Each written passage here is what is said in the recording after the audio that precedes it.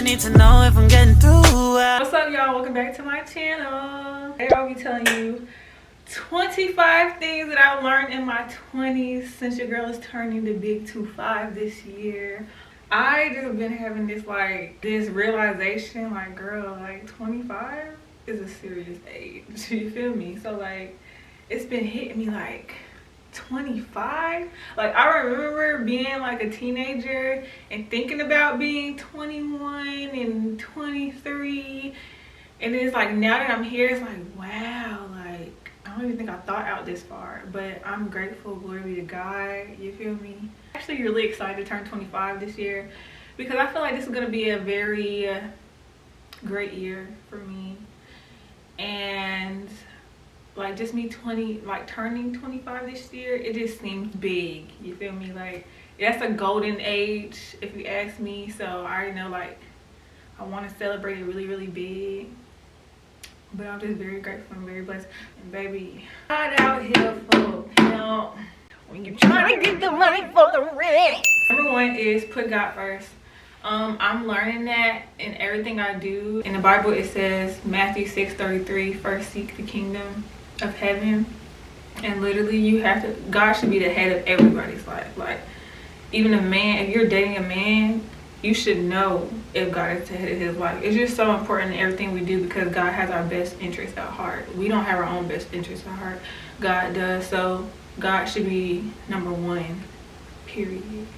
Not your man, not your mama, not your kids, God. Therapy is important, y'all. Like, my life transitioned once I gave my life fully to God, and when I start going to therapy because I needed something tangible and not just spiritual but physically on this earth that could also help me. And before I started going to therapy, all I did was talk at people. I didn't know how to have a conversation and talk to people because I grew up in an environment where arguing was a big thing, dysfunction was a big thing. So instead of having an adult conversation with people, I watch people in dysfunction, and instead of talking to each other, they talk at each other. So I grew up talking at people instead of talking to people. So now my dialogue is very different. Like, even though I still pick up certain bad habits, I'm aware of them now, to where, like, if I realize I said anything along those lines or in that manner, like, I'm able to apologize or correct myself, you know what I'm saying? So, like, accountability.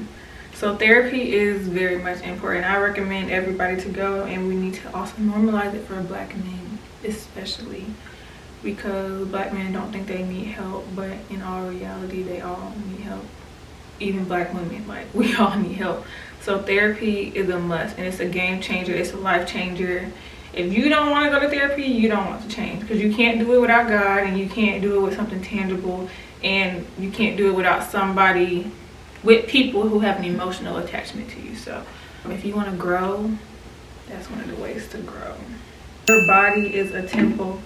I'm learning so much. Our body is a gift to us, and we don't really understand that. And a lot of people don't understand that until something goes wrong, like your health is jeopardized, or you can't move the same way that you used to move, or some type of dis-ease has happened.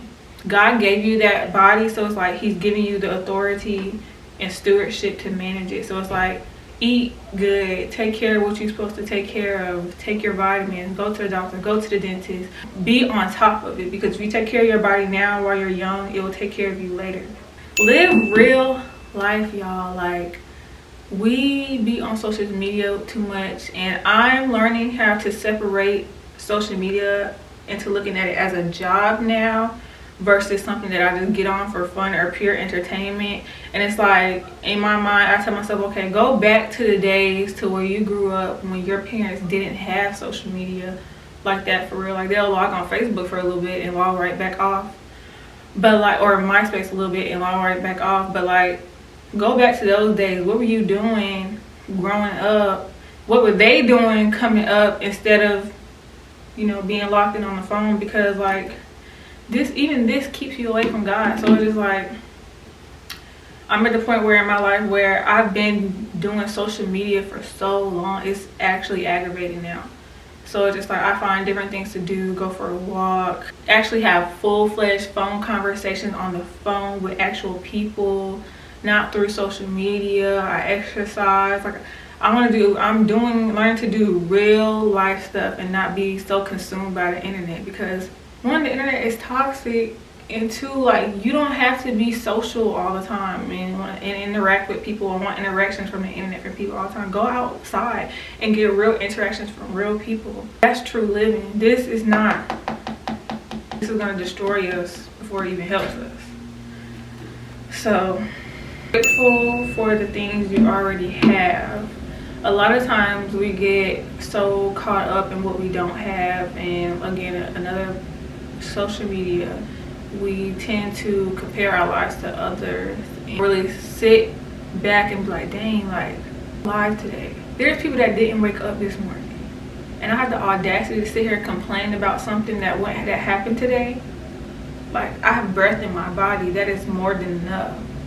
So it's just like, be grateful for the things that you do have. Be grateful that you get to walk in your house, you get to wash dishes, you have water running, you have food in your refrigerator, you come home to a family. Like, be so grateful, because there's people that want those things or don't have them, or their life is worse than yours. Like, I always tell myself, this could be worse, be better than this. So be grateful, and it just makes me have more gratitude to where the point where in that moment when I realize it, I'm like, thank you God, thank you Jesus. Like, literally take this short life for granted so much.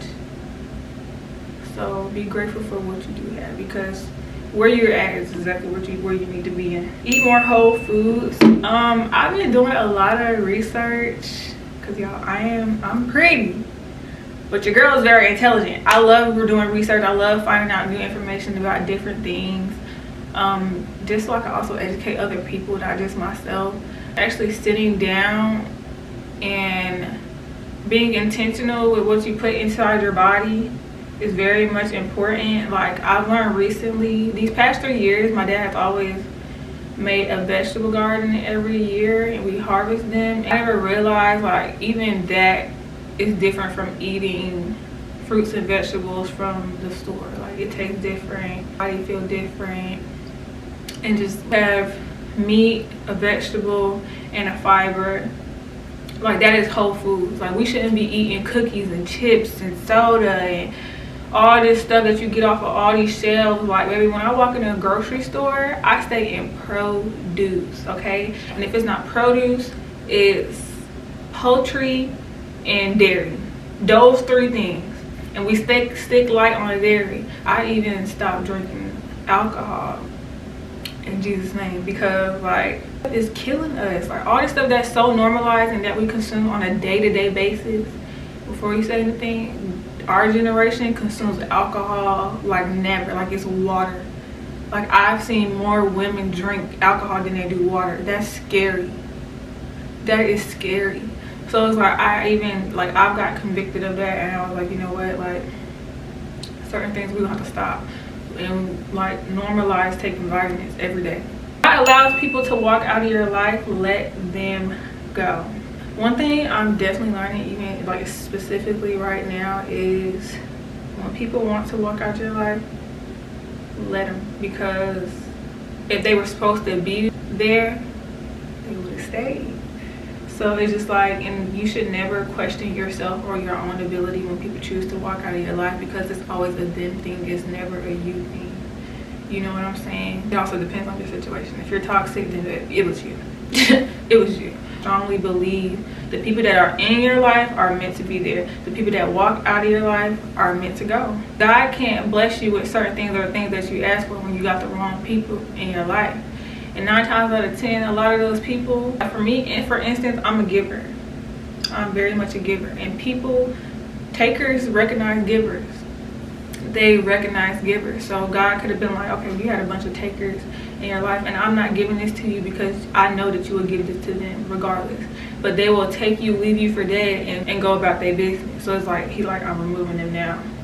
And I don't care if it's family, friends, boyfriends, cousins, brother, sister, cousin, whoever. If God tells you to let them go, let them go. What you holding on for? And what God takes away, he replaces with better. that's one of the hardest things I think I've ever had to realize. Like, okay, God, why would you take them away? But God's like, I got better. If they were good for you, you think I would take them away? And it's like, no, if they were good for me, they would still be able to stay. But the fact that they're not, they have to go. So it's like, why are you upset? God don't take good things away from us. So it's just like, let them go, baby. Be more organized. Y'all, my OCD is so bad now. Like, I can't, like, my room and my bathroom and kitchen has to stay clean at all times. Like, I can't leave a mess. Like, I just can't. Have I tried to leave a mess, specifically in the kitchen? Yes. Could I do it? No. Like, my brain, the older I get, my brain just can't process things being out of place now. And it's so funny because when you come out from being a child or being a teenager and you used to doing things a certain way, and then when you become an adult and you become more transformed and you become a little bit more set in your ways and you learn new ways about yourself, you just can't live any other way. Like, it's gotten so bad because I've lived with people who don't live like me, and that's one thing that I've noticed too. People do not live like you. Like, for example, God could have cut somebody out of my life because they don't live like me. They live nasty, and he like, it wouldn't work. Because me, like, I can't live unorganized. I can't. Like, y'all, I write everything down. I have a calendar. My room has to look a certain way. I make my bed a certain way. My bathroom has to look a certain way. The kitchen has to look a certain way. My refrigerator has to look a certain way. Like, I've had company over for the holidays, me and my grandmother. They moved one little thing off and put it on the wrong shelf, baby. I went off. Call me crazy if you want to, but no, we have certain shelves for certain things. I'm very particular about certain things, and I feel bad for whoever I marry because he gonna get it too. No can save you from a lot of hurt, baby. If you feel, as women, we have intuition, okay? And if we don't go by our intuition, 9 times out of 10 we're gonna play boo the fool. We're gonna get fooled. We're gonna break our own hearts. We're gonna disappoint ourselves, because you can't, honestly, you can't blame other people all the time. A lot of the time it has everything to do with your discernment. So it's like, if you feel deep down in your heart, okay, this ain't gonna work out, I don't feel at peace about this, I'm gonna go ahead and just say no. Say no, because one, you saving time. You could possibly be saving your own life. Like, no matter what it is, if people are like, hey, I want to go out, and you know it's people that you shouldn't even be around, and something in your instinct is telling you, no, don't be around people, like, listen to it. No can say that. And that's gonna be my answer for a lot of 2025. Like, last year my answer was always yes. When the tables turn, you get nothing but no, baby. 2025, the answer is hell no. Forget a no, the answer is hell no. Whatever comes to your mind and you think that you're gonna ask me, the answer is hell no. Okay? Better off just being his dream girl.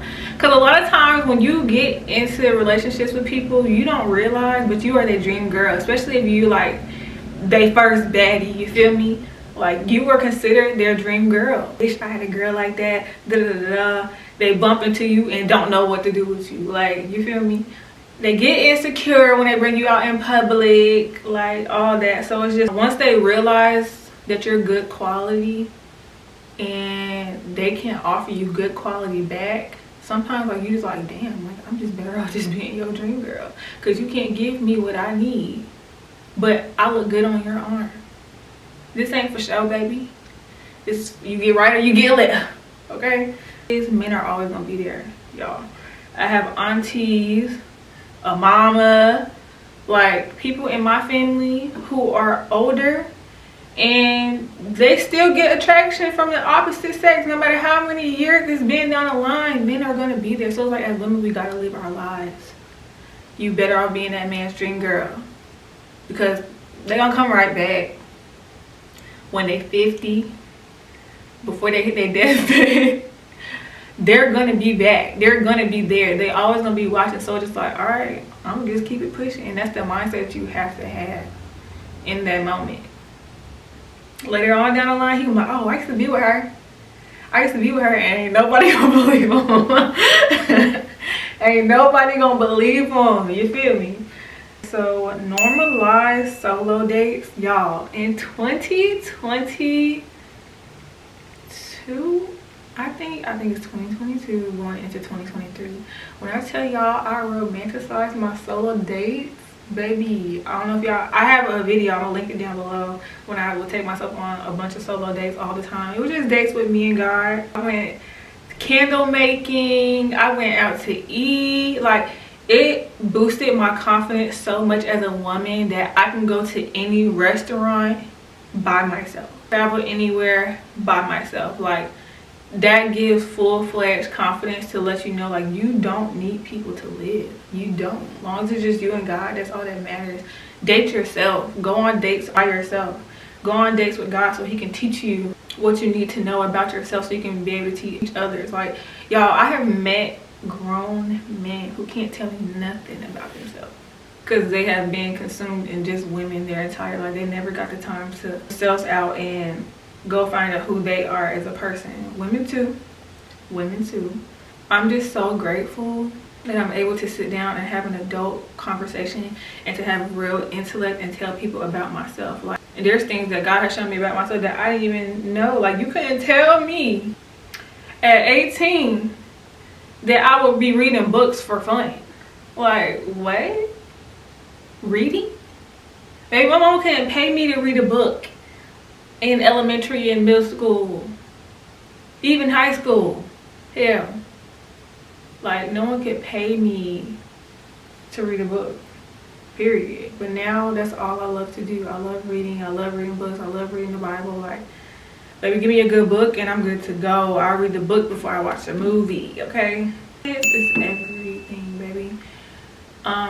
My confidence has brought me through a lot of things in life, even my own looks. Like, even though I didn't feel the best or I didn't think I looked the best, my confidence was high enough to know, okay, like, I'm more precious than rubies. Like, I look amazing because God made me, you know what I'm saying? Like, your confidence speaks for you. And it's like, some men hate when women have high confidence about themselves, and the first thing they look at you and say is, oh, I love your confidence. What do you mean by that?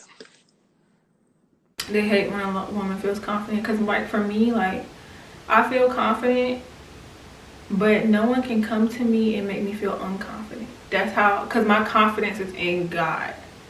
Like, my confidence so up there, baby, like, it can't come down. It won't come down.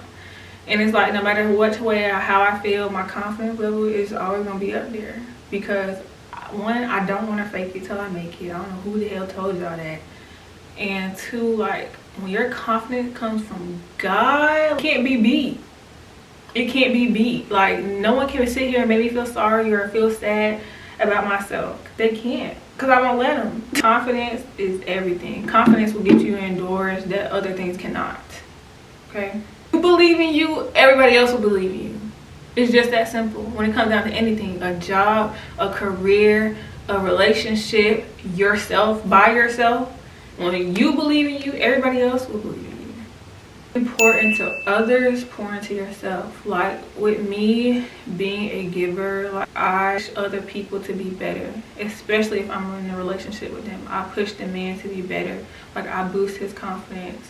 That's just the wife in me. Like, the environment that I grew up around, like my great grandparents, like, I watched my mom pour not just into herself but pour into her family members too. So, like, a lot of times you get sidetracked, you pour into others. You have, oh, y'all, I've helped people make LLCs. I've helped people with their businesses. Like, I have helped people build YouTube channels. I have helped so many people do so many things. And it's like, sometimes, like, you have to reflect and be like, dang, like, the same energy that I gave this and that person, I need to put into myself. I need to be worried about my own YouTube channel. I need to be worried about making my own LLCs. Like, I need to be pushing myself, exhausting my options when it comes down to me. Forget everybody else. You can call it selfish, you can call it what you want. But the same way that I pour into other people, I had to learn to pour back into myself. Like, this is about me. You only get one life. You can't use your life pouring into other people. And the whole purpose of you getting blessings is Not when you get the blessings, you start handing them out to people. No, baby, when your cup overflows, they get the overflowing. Your cup don't go down. Your cup gotta stay full and overflow. They get the leftovers, basically. It's like, once I learned that logic, when you pour into yourself and you get so overly blessed that you have to share, then you share. But if you're not to the point where you are overly blessed and have to share, baby, them first fruits belong to you. They don't belong to your mama, your daddy, your cousin, your brother. They belong to you. And people can call it selfish all they want, but baby, every man is out for himself. Men are like that all the time, y'all. Men be out here working as hard as they work for other people. No, they do it for themselves. They're gonna get it for themselves regardless. And then if they make some or have and some, then they'll pour out to other people. But it's every man for himself. And the quicker that we learn that, the quicker we'll be more, our dreams will happen faster than what we think. Like, you gotta put your all into you. You'll constantly wonder if you're doing enough. And I'm learning that, like, even if you evolve in life and you upgrade tax bracket, you move, things are starting getting better, you always wonder, like, dang, like, am I doing enough? And sometimes, like, we forget to live in the moment and be present, because our gift is the present. We be so hyper focused on, okay, what's next. My prayer to God, it was, God, please teach me how to be present. Teach me how to live in the moment, because there's gonna be something that I miss about this season. And I reflect and I look back on, from now to 2019, like, the highlights of my adult life, I look back on, I'm like, dang, like, I miss this. Like, even when I have conversations with certain people and from certain times, friends of my life, me back at certain memories, like, dang, like, I missed that in this season. I miss this, I miss that. And it's like, dang, be present in the moment. Be grateful for where you're at, because there's gonna be something that you miss about this season, and it's true. We'll be constantly wondering if we're doing enough. It's a constant thought. You just gotta do the best that you can and live in the moment, and just make sure you're on the right path with God. That's of life is about meeting things halfway. And I'm learning, like, one, faith without works is dead. You can have faith in something and not work hard towards it to get your results. You gotta specialize in results. A lot of times we think if we, like, wish upon a star, or if we pray hard enough that it'll come, and God's like, no, you gotta meet me halfway. That's in every relationship too. Like, with God, we can pray for something, but we gotta meet us halfway. Like, when I was in high school, I used to study, and then I'll pray, like, God, can you please help me get my grades up? If I study for this test, would you help me pass it? I would study for, like, probably not even gonna lie, I'll study the day before the test or 2 days before the test. Take a good 30 minutes to an hour to study. Next day, take the test and pass. Like, that must used to be crazy. And people used to be mad, you barely study. I barely study and pass. You feel me? Like, even Spanish, baby. And I don't speak a lick of Spanish. Passed Spanish with a 93. Because everything I did, I put God in it, and I met him halfway. Literally. It's just that simple. And I'm learning that even with relationships, you can't ask somebody to be of somebody or to change certain habits if you're not meeting them halfway in a relationship and changing certain habits or things that they don't like. It's a step. Like, you have to meet people, you have to meet God, you have to meet everything halfway. Things will not just come to you, because that's just not the way life works. You gotta put in the work. Having equally yoked friends is so important, because I'm realizing, like, you can have friends for a long time and they be friends that you grew up with, but that doesn't mean that y'all are equally yoked. Sometimes you have to be willing to let your equally unyoked friends go. In my life, where I'm okay with letting anybody go. I don't care who you are. If you're not serving my purpose, if you're not helping me elevate in life, if you're not helping me get closer to God, we can't be friends. We cannot be friends. Like, there's friends that I met in my adulthood and in my 20s, and I have not even known them for a long time, but these are probably the most equally yoked friends I've ever had in my life. And do I got long-term equally yoked friends? Yes, like, I do. And I love them to death, and, like, they like family to me. But the thing that surprised me is people that you have known in a short moment, who have been, like, around friends. Like, you can Go to the park with them. You ain't just gotta go out and party with them all the time. Y'all can go to church together. Y'all can do church events. Like, those are real friends, y'all. And I haven't had that until I moved back home to Alabama. Like, I have all around friends, not friends that I just hang out with for certain things or just because they want to go out. You know what I'm saying? Like, have equally yoked friends. Like, that's so important. Have friends that are going to pray for you, because your circle matters. Your circle matters. Your circle depends on your success. Your circle depends on your mindset. Like, I don't want nobody around me that's conniving, evil-spirited, some people that I cannot relate to or no longer relate to. Baby, you got to go. You ain't gotta go home, but you gotta get the hell up out of here. It's for me to find people that are like-minded and to act like me, because like, I've lived my life being in North Carolina and I never felt like I belonged. Like, did I create a family out of those people? Yeah, but I never felt like I belonged. Like, I grew up in the South. I'm coming up to North Carolina, and then in a military town where you get a little bit of everybody. I never felt like I was supposed to fit in. And then for me to grow up, go back to my hometown, to like feel like I never left and be around people who are like-minded, and just a simple as thing as going to church, baby. Going to church on the regular. Like, I love being a Southern girl. I love having friends that have Southern mentality and grew up the way that I grew up, because we have a better understanding. And just like how important it is for that people strive for a relationship with God. That's one thing I can say about being from Birmingham and in Birmingham, that those people strive for a relationship with God. And I love that. Like, I love that so much. And like, you don't realize what you miss until you move out of it. Live before you get into a really serious relationship. And this is something that I constantly have to tell myself, because I'm like, oh, I want to start a family. You know, you're getting on up there in age. I want to start a family and I want to do this. And it's like, girl, have you even seen 6 damn countries yet? No, you haven't. So what you worried about having a family for? Live life first. You feel me? I say, I took some time to live my life. I don't think I'm just his little wife. More than just being somebody's wife or being somebody's mom, because those things will come if it's meant for you, if it's in God's will for you. But live life, especially as women, because we start having kids and we start becoming a wife. Like, those are the things that we have to build our life around. Versus when you could be out here living life first, so you'd be able to tell your kids, oh, mommy did this, mommy did that, mommy traveled here, mommy was a model, mommy was a YouTuber, mommy met daddy here, and we did this, and we traveled, and we did this. Like, things will happen along the way, but you got to keep going. You got to keep living. You got to keep exhausting your options. That has been a big thing for me. Like, my mom has been in the back of my head saying that a lot. Are you exhausting your options? And I've been applying that to every little thing, including in my life. It was like, dang, have you been exhausting your options? Like, baby, you need to have at least 6 stamps. That's what my mom told me growing up. Like, you need to have 6 stamps of 6 different countries on your passport before you have a baby. And that's exactly what a real mom about to do, okay?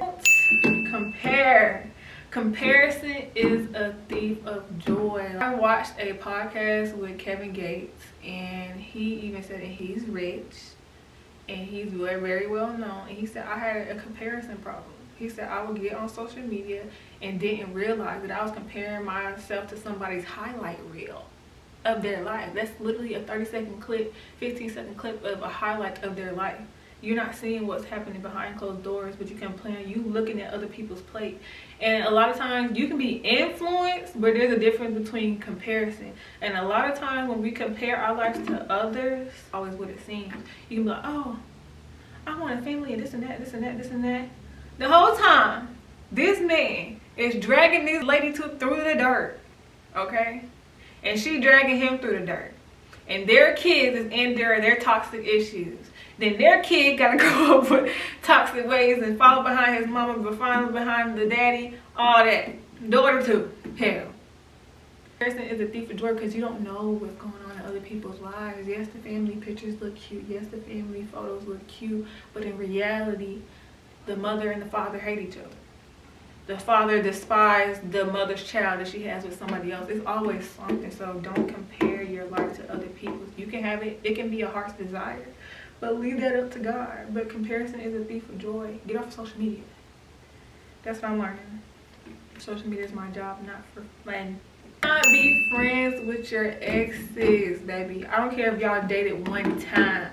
Don't be friends with them, because it gives them the open door to think that they can have their way with you, that you will accept them in no matter what. Even if you're in a relationship, it creates comfortability for them to turn around and basically slap you back in the face later. No. The door is shut and never open it again. Never open it again. Because it don't matter how good you treated a person. If y'all are exes, y'all are exes for a reason. It didn't work out for a reason. You cannot be friends with your ex. You just can't. You can't. Use your common sense. Been there, done it, don't want to do it again. Lesson 1 and done. Okay? Nobody wants to be tied to the wrong person for the rest of their lives. Like, is a particular person that I wouldn't want to be tied to for the rest of my life. Like, I've noticed that when people mention me, they mention that person. It's like, damn, why? Like, let me be my own person. Let me be mentioned on my own. You don't have to associate me with this person so much. For what? For what? The pattern of seeing you and this person together for so long, they associate y'all so much, and it's like, damn, like, I want to move on now. I don't want to be associated with nobody else. Like, I'm cool. When am I good enough to be by myself? Okay? And it's been like that in every relationship I've had with an ex. Like, I've always been associated with somebody else just because it had some type of longevity. Oh, you and such and such was together for a long time. What about him? Oh, you and such was together for a long time. What about him? He not in the pictures anymore. Da da da da. You're not gonna let him come back. Oh, girl, please, bitch, ho. I just want to be by my damn self. Why you gotta associate me with a man? For what? Him here paying my bills? Do you see him here helping me? No. So why are you associating me with him? You shouldn't. Hell, I don't care how long I've been with him. I don't care how long we've been going back and forth. Whatever the case may be, don't associate with no man that you don't see me with. Okay? Adversity develops good character. A lot of times when we go through hardship in life, we want to shut down, okay? And we're like, God, why this happened? Why this? Why do I keep going through this and this and that? It's like adversity sometimes, in my opinion, it don't stop. Like, it does not stop. It's a part of life. But it does create good character development, because it took for me to go to therapy to realize that. Like, every time I would go through something and my therapist, she'll be like, hey, you learned a lesson. It's building character development. And I'm looking at her like, damn, I'm tired of going through character development. Like, when is this gonna stop? And it's like, it don't stop. You are constantly evolving as a person, as an adult. Like, y'all, and I've learned that because I'm sitting here watching more Kevin Gates podcast interviews, and this man is like a new damn person. Every time he get on the interview, like, he's learning new lessons. He's putting out wisdom and knowledge for other people to learn, but he's evolved.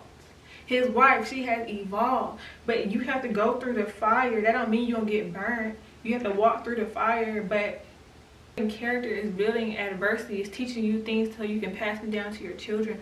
So the adversity really doesn't stop. You gotta realize that you're either gonna let the adversity make you or break you. Baby, I ain't letting no damn adversity break me. You feel me? Like, I walk through the shadow of death, but I will fear no evil. Like, you gotta be strong. You gotta put on the armor of God. Like, you gotta walk through, because it's gonna hit you left and right.